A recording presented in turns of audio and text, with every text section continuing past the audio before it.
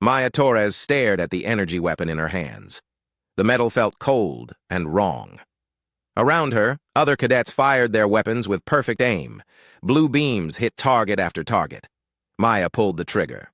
Her beam went wide, missing the target by 3 feet. "Another miss for the human," said Crix 9. The synthetic being's voice had no emotion, but Maya heard the judgment anyway. "Perhaps your species needs more time to evolve." Maya's face burned red. She had been on the training ship Stellar Dawn for 3 weeks now, 3 weeks of failing at everything. The other cadets made it look so easy. They could operate the ship's computers just by thinking at them. They could calculate jump coordinates in their heads. They could fire energy weapons like they were born holding them. Maya was born holding a stick. She came from Earth. Most aliens called it that dangerous rock in the outer systems. The few who knew more called it other things.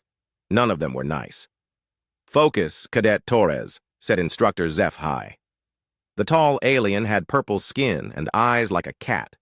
4 arms moved in perfect coordination as he adjusted settings on his tablet. "The weapon responds to neural commands.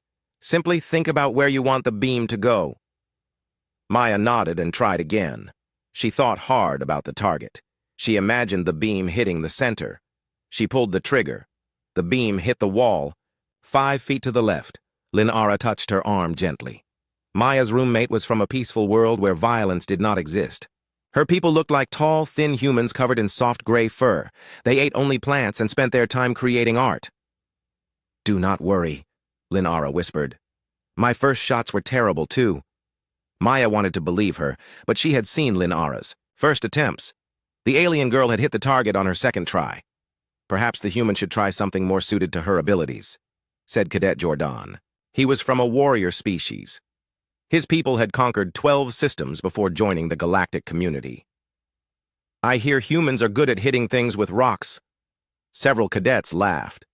Maya's hands tightened on the weapon. Back home, she would have said something back. Probably something that would have started a fight. But this was not home. This was a ship full of beings who could think faster, move quicker, and shoot better than she ever could. "That is enough," said Instructor HFY. His voice carried authority. The laughter stopped. "Cadet Torres, report to the simulation bay. Perhaps combat scenarios will help you understand the weapon's purpose." Maya walked through the ship's halls. Everything was smooth and curved. Lights came on as she approached and dimmed after she passed.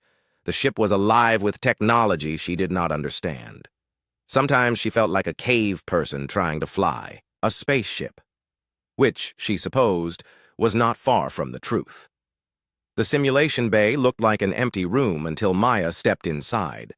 Suddenly, she stood in a forest, not like the forests from her training videos. This was wrong. The trees were too tall. The leaves were silver instead of green. Strange sounds came from the darkness between the trunks.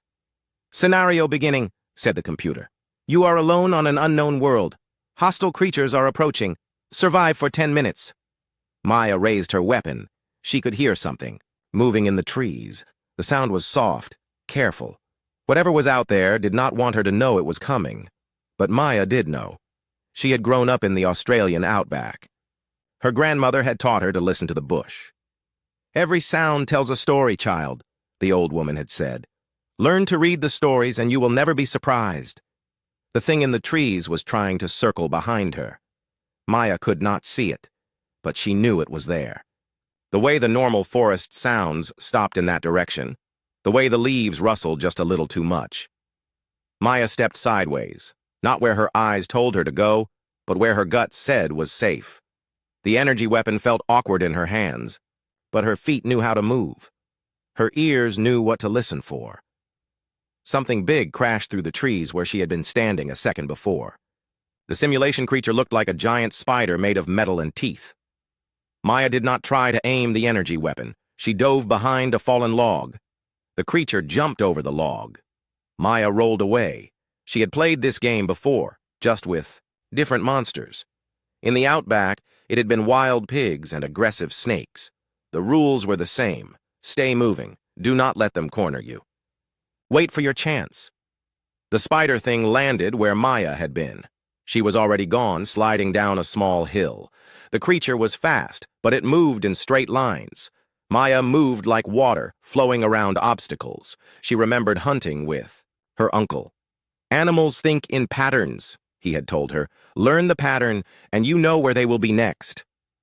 This creature was not an animal, but it still had patterns. It always jumped before attacking. It always went for where she had been, not where she was going. Maya started to understand. The next time it jumped, Maya was ready. She did not try to aim the energy weapon like a computer would. She aimed it like her grandfather had taught her to aim a rifle. Point and shoot. Trust your instincts. The beam hit the creature in what might have been its face. The simulation ended. Maya stood alone in the empty room. She had survived. More than that, she had won. "Interesting," said Instructor HFY. Maya turned. The alien had been watching. "Your accuracy with the weapon was still poor, but your movement patterns were quite sophisticated. How did you predict the creature's behavior?" Maya thought about how to explain. How could she tell him about growing up in a place where everything wanted to kill you? How could she make him understand that her primitive world had taught her things that no computer could? "I just listened," she said finally. HFY made a note on his tablet. "Perhaps we have been training you incorrectly. Your species may require different methods." Before Maya could ask what he meant, alarms began to sound throughout the ship. Red lights flashed. The instructor's tablet began screaming with urgent messages. "All cadets to stations," came the captain's voice over the speakers. "We have encountered something unexpected. This is not a drill." Maya felt her heart start to beat faster, but it was not fear. It was the same feeling she got when she heard a twig snap in the dark back home. Something was hunting them. And the first time since coming aboard the Stellar Dawn, Maya Torres felt ready. The bridge of the Stellar Dawn buzzed with activity. Maya had never been allowed on the bridge before. Only senior cadets and crew were permitted. But Captain Rex Morrison had called for all hands, and that included the failing human cadet. Maya stood at the back with the other junior cadets. She watched the main screen show a dark shape floating in space. It looked like a mining station, but something was wrong with it. The lights were out. No signals came from it. "Report," said Captain Morrison. He was one of only 3 humans on the ship. Maya had seen him from a distance, but never spoken to him. "The mining station Omega-7 stopped responding 6 hours ago," said Chief Science Officer Quintel. "The aquatic alien's skin was blue-green and always looked wet. Their last message mentioned impossible predator encounters. Then nothing." "Could be equipment failure," said Security Chief Vorgan. "The warrior species was covered in scars and metal implants. These outer stations break down all the time." Captain Morrison studied the screen. "Or something killed everyone aboard. Either way, we need to investigate. Prepare a boarding party." Maya raised her hand before she could stop herself. Every head on the bridge turned to look at her. She felt her face burn red. "Yes, Cadet Torres." The captain's voice was not unkind, but it was surprised. "Sir, I volunteer for the boarding party." The words came out in a rush. "I need extra credit to pass my courses." Several aliens made sounds that might have been laughter. Vorgon's scarred face showed something like amusement. "A cadet who cannot hit a target wants to board a potentially hostile station?" he asked. Maya's chin came up. "I survived the combat simulation yesterday, sir." "One simulation does not make you ready for real danger," said Instructor HFY. But his tone was thoughtful, not dismissive. Captain Morrison looked at Maya for a long moment. "Very well, Cadet. You will accompany the team. But you follow orders exactly. No heroics." "Yes, sir." 2 hours later, Maya stood in the shuttle bay wearing a pressure suit that felt too big. The boarding party was small. Security Chief Vorgan led it. 2 senior cadets, Crix 9 and Jordan, came as backup. Maya was there to learn and stay out of the way. The shuttle ride to the mining station was quiet. Maya watched the dark hull grow, larger through the window. No lights showed in any of the portholes. The docking bay doors hung open like a mouth. "Scans show atmosphere inside," reported Crix 9. "But no life signs." "Could be sensor interference," said Vorgan. "These stations have heavy shielding." They docked with a soft thump. The airlock opened with a hiss of stale air. Maya smelled something wrong immediately. Not dangerous, just off, like meat left too long in the sun. The station's corridors were dark, their helmet lights cut through the blackness. Maya's boots made soft sounds on the metal floor. Everyone else moved silently. She tried to walk quieter. "Main power is down," said Jordan, checking a wall panel. "Emergency power only." "Where is everyone?" asked Crix 9. 50 people worked this station. Maya looked at the walls as they walked. Something had made marks in the metal. Long scratches like claw marks. But the scratches were huge.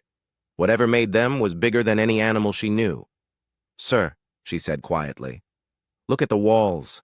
Vorgan shined his light where Maya pointed. His face went serious behind his helmet glass. "Those are fresh, made within the last few days. They found the first body in the cafeteria." Maya had seen dead animals before, but this was different. The miner looked like something had grabbed him and squeezed. His eyes were wide with terror. "No external wounds," said Crix 9, scanning with his medical equipment. "But every bone is broken." Maya knelt beside the body. She had learned about tracking from her uncle. He always said to look at everything, not just the obvious things. "He was running," she said. "How can you tell?" asked Vorgan. Maya pointed to the man's feet. "His boots are scuffed on the toes, and look at his hands, scratched up like he was climbing or crawling." "The synthetic is right," said Jordan, checking his scanner.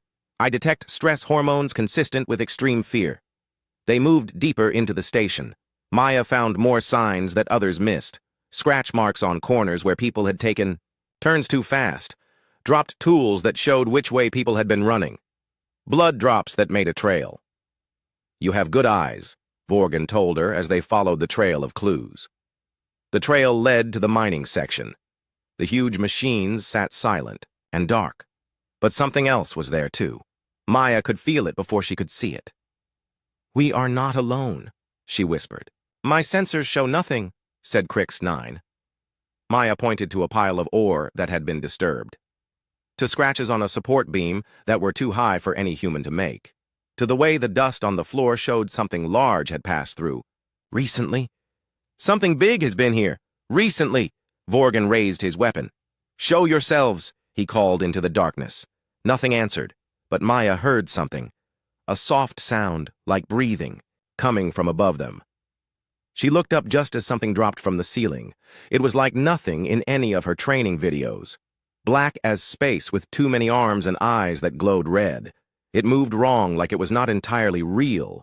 Vorgan fired his weapon. The energy beam passed right through the creature without hurting it. It grabbed the security chief and lifted him off the ground. "Run!" Maya shouted. They ran. Through corridors Maya had memorized on the way in. Behind them, the creature made. Sounds like breaking glass. It was fast, but Maya knew these halls now. She led them through a maintenance shaft she had noticed earlier. They came out in the shuttle bay. The creature was already there, waiting for them. "How did it get here so fast?" asked Jordan. Maya was thinking. The creature had not followed them through the shaft. It had known where they were going, like it could move through the station in ways they could not. "It can go through walls," she said, "or around them. We need to get to the shuttle now." They ran for their ship. The creature moved to cut them off. Maya grabbed a piece of metal pipe from the floor and threw it hard. Not at the creature, but at a control panel near the wall. Sparks flew. Emergency lights came on. The creature screamed and backed away from the sudden brightness. "It does not like light," Maya said. They made it to the shuttle. As the doors closed, Maya saw the creature watching them from the shadows. Its red eyes were angry, but also something else, intelligent. Back on the Stellar Dawn, Maya sat in the debriefing room. Captain Morrison looked tired. 3 crew members are missing from our ship," he said. "They disappeared while we were gone. Security cameras show nothing." Maya felt cold. "It followed us back." "That appears to be the case. The question is, what do we do now?"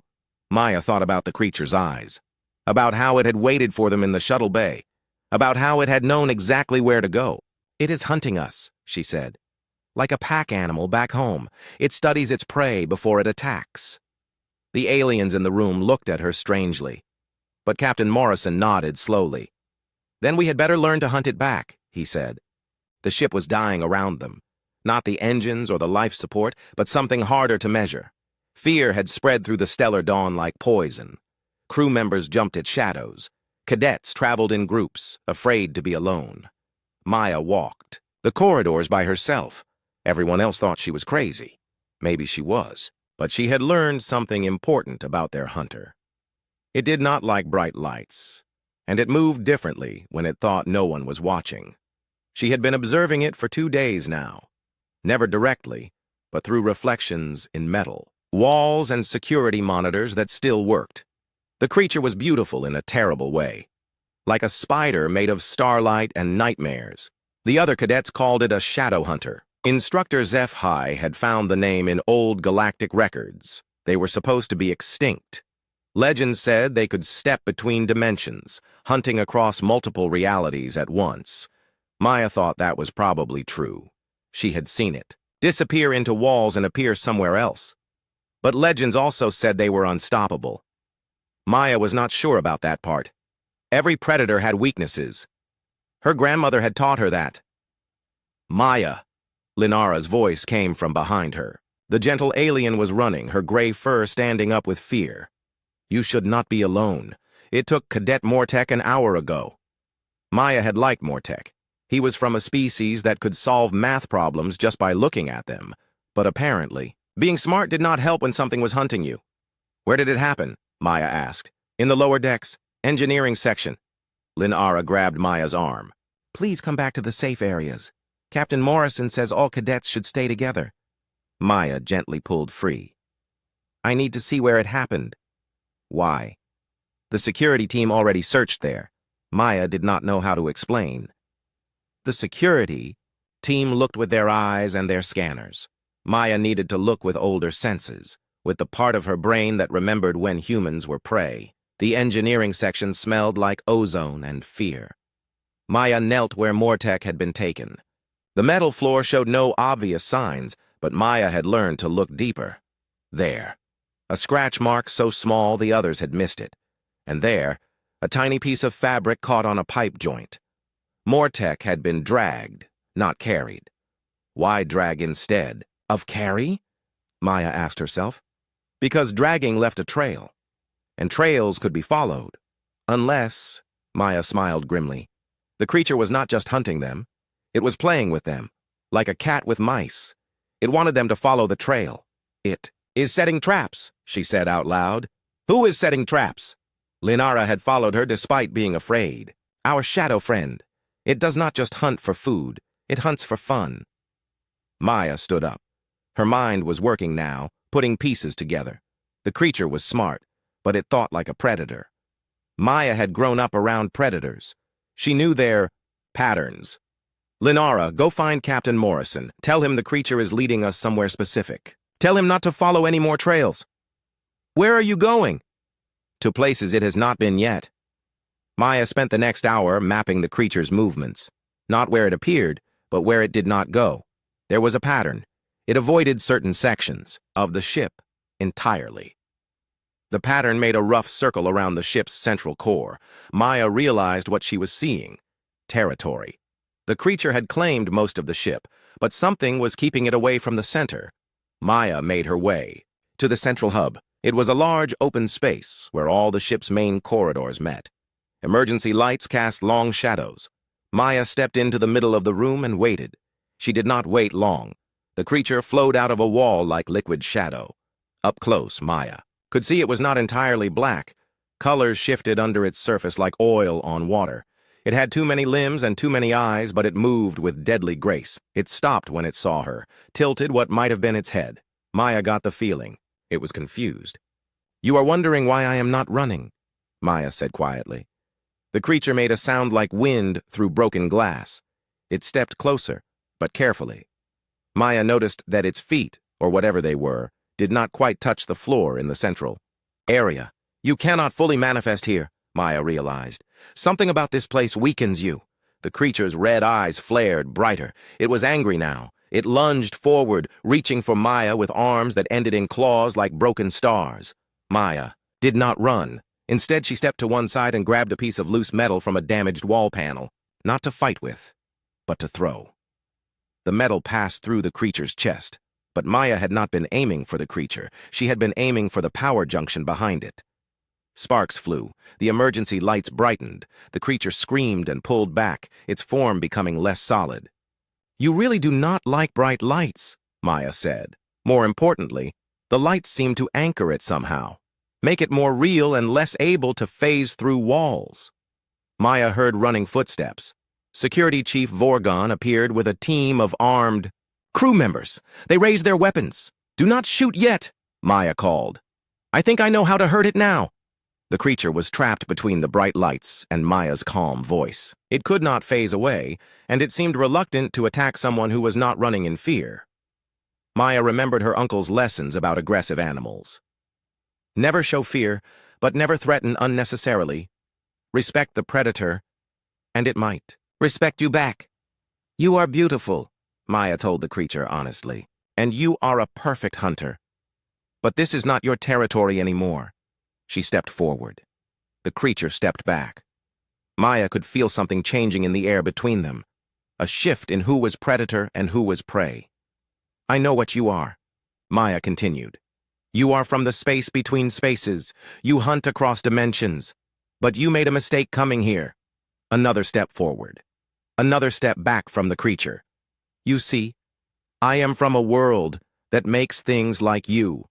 We call it Earth, but everyone else calls it something different. They call it a Deathworld." The creature's eyes widened. Something that might have been recognition flickered in their red depths. "Every day on my world, something tries to kill you.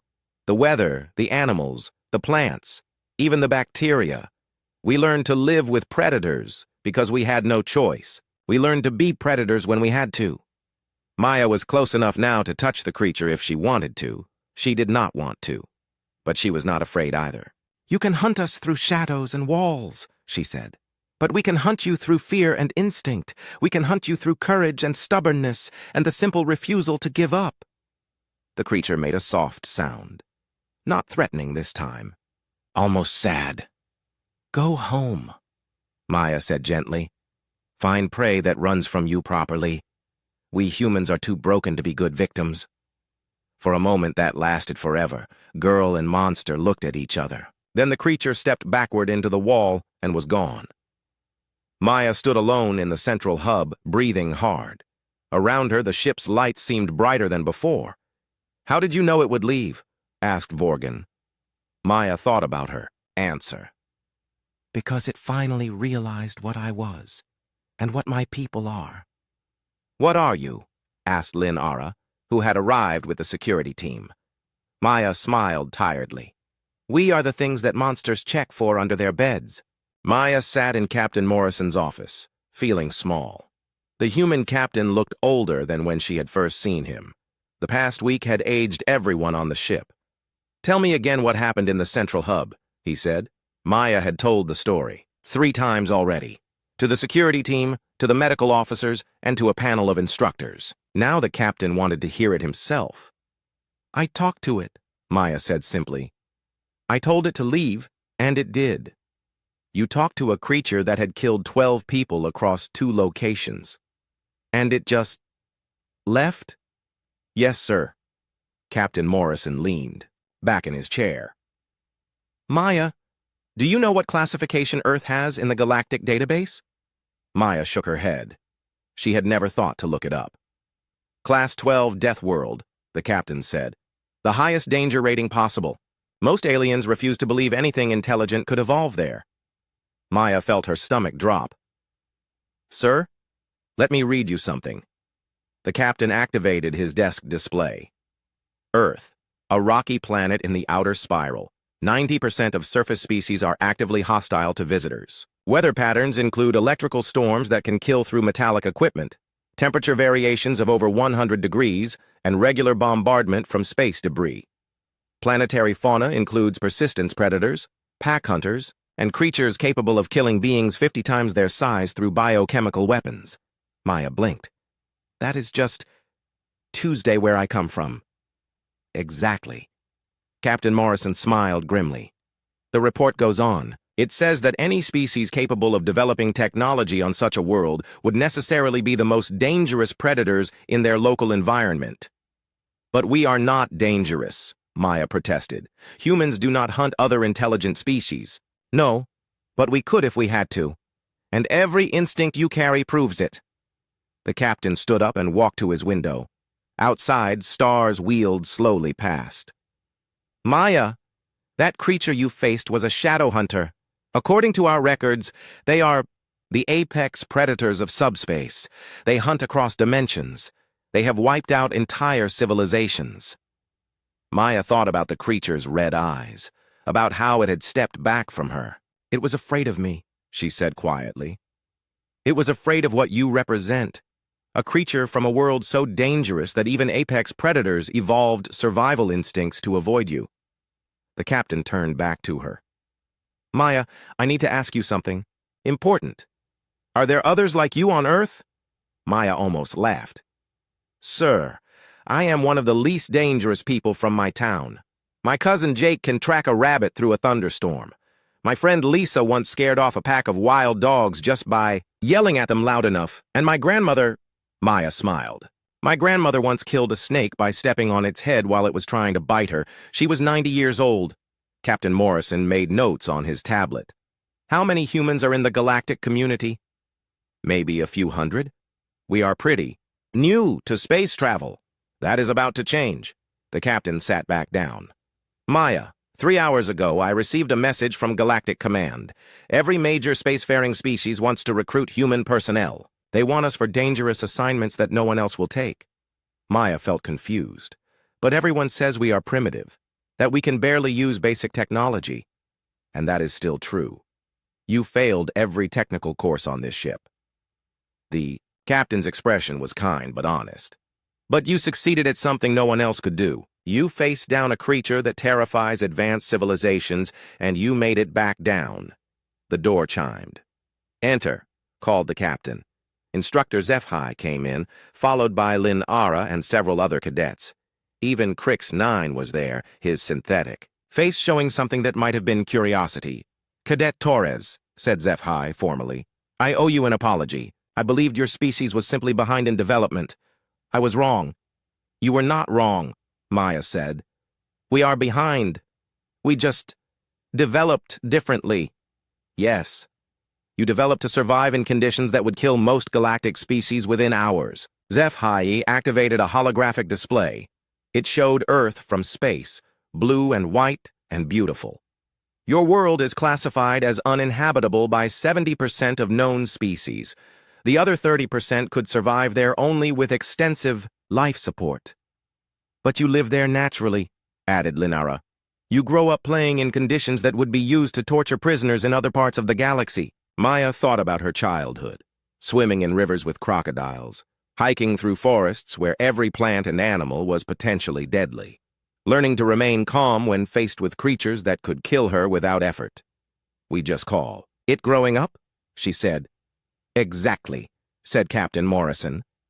And that is why Galactic Command has made a decision. They are creating a new division of dangerous mission specialists. They want it staffed entirely by humans.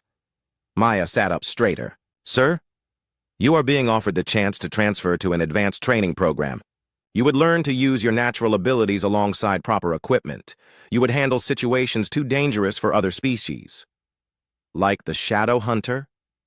Like the Shadow Hunter, but also like exploring dangerous worlds, first contact with hostile species, and rescue operations in areas where technology fails.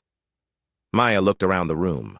All the aliens who had laughed at her failures were watching her with something like respect now. What about my grades? She asked. I still cannot hit a target with an energy weapon. Crix 9 spoke up. Accuracy with energy weapons, 15%. Survival rate in hostile encounters, 100%. I believe the second statistic is more important. Linara stepped forward.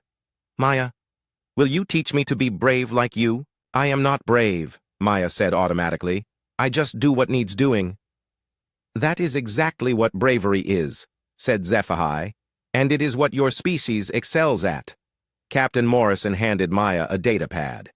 This is your new assignment if you want it. Advanced training on a station near Earth. You would work with other humans and learn to combine your natural abilities with galactic technology. Maya looked at the pad. The assignment was to something called the Void Rangers. The description made it sound like the most dangerous job in known space. She thought about the Shadow Hunter, about how it had backed away from her not because she was stronger, but because she was something it did not understand. Something that did not fit its idea of how prey should behave. If I take this assignment, Maya asked, would I be helping other people? People who cannot protect themselves from things like the Shadow Hunter? That would be your primary mission, said the captain. Maya thought about her grandmother, who had spent her life protecting the family farm from every danger the Australian outback could throw at them. About her uncle, who had taught her to track and hunt not for sport, but to keep food on the table. About her whole family, who had survived on a world that tried to kill them every single day. They had not survived by being smarter or stronger than the dangers around them. They had survived by being too stubborn to give up and too practical to panic. Maybe that was enough. When do I start? Maya asked. Captain Morrison smiled. Welcome to the Void Rangers Specialist Torres. 3 months later, Maya stood on the deck of the Galactic Training Station Horizon Base. Through the massive viewing windows, she could see Earth turning slowly below. Her home looked so small from up here, just a blue and white marble floating in the dark. It was hard to believe that small world had scared an entire galaxy. Nervous? Asked Jake Morrison. The captain's son had arrived on the same transport as Maya. He was one of 12 humans selected for the Void Rangers program. A little, Maya admitted. She wore the dark blue uniform of a Void Ranger now, with silver insignia that marked her as a specialist. The uniform felt strange after months of cadet grays. Today was graduation day, not just for Maya, but for the first class of human Void Rangers.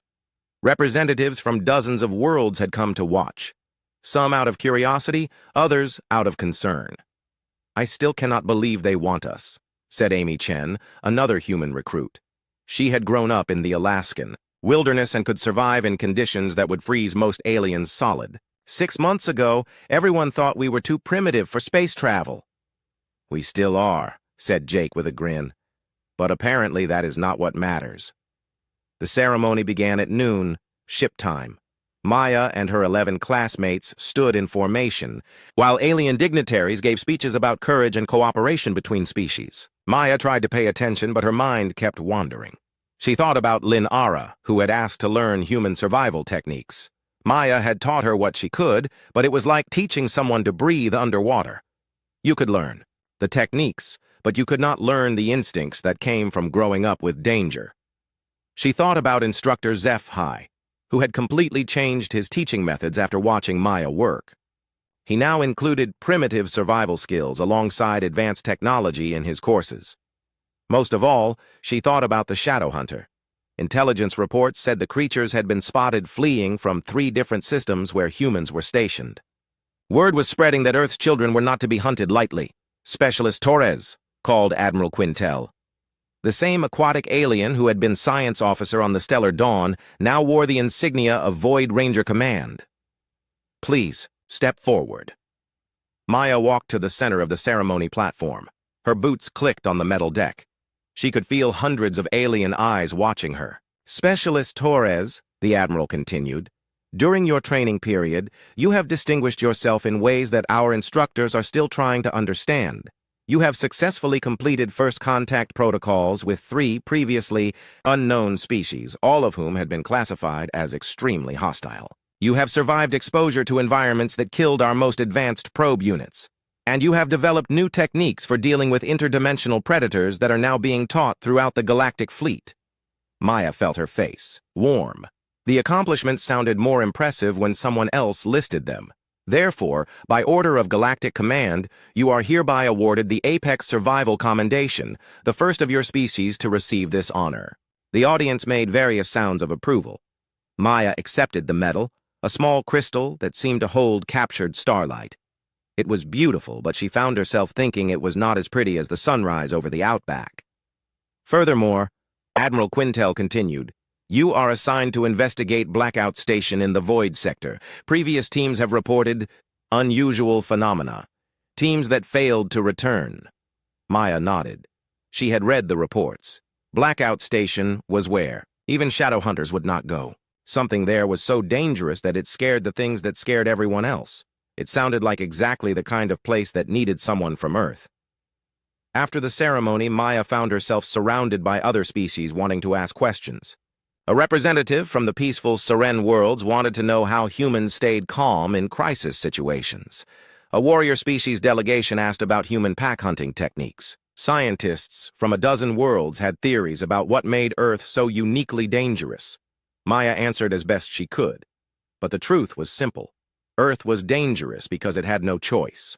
Every day brought new threats, new challenges, new reasons to give up. Humans had learned to face those challenges not because they were brave, but because the alternative was dying. Maya! Linara appeared through the crowd. Maya's former roommate looked different now, more confident. She wore the uniform of a diplomatic corps trainee. Linara. How is the training going? Better than I expected. The survival courses you taught me helped more than you know. Linara smiled, showing small, pointed teeth. I wanted to thank you, before you left for your new assignment. Thank me?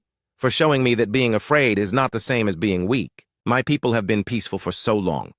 We forgot that sometimes peace must be protected by those willing to face danger. Maya hugged her friend gently. Linara's people were fragile compared to humans, but Maya had learned they were stronger than they looked. Take care of yourself out there, Linara said. And remember, you are not alone anymore. Earth has allies now. Later that evening, Maya stood in her quarters packing for the mission to Blackout Station.